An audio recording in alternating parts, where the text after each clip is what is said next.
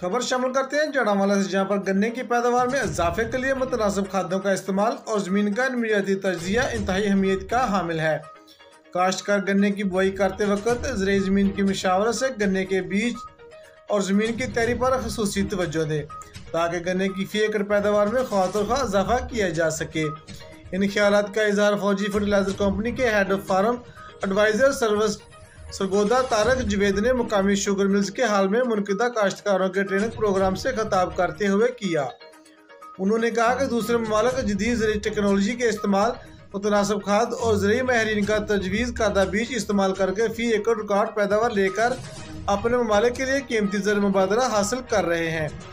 Training programme से खिताब करते हुए FFC के head of sales region Faisalabad, Qamar Jumain head of agri service Faisalabad, doctor Sajid Farid head of sales Jaranwala, Usama Mahmood और general manager Tariq corporation Azhar Fazal ने कहा कि पंजाब की सबसे बड़ी ज़राई तहसील गन्ने की पैदावार के लिहाज से बहुत पीछे है।